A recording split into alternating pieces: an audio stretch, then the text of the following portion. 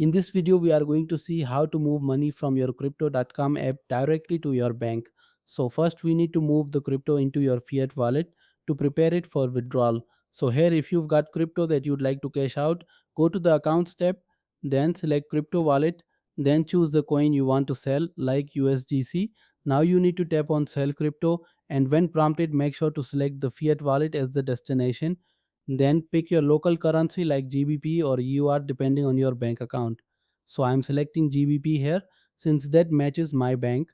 Now confirm the sale to convert your crypto into fiat. Then after selling, go back to the accounts tab and scroll down until you find your fiat wallet.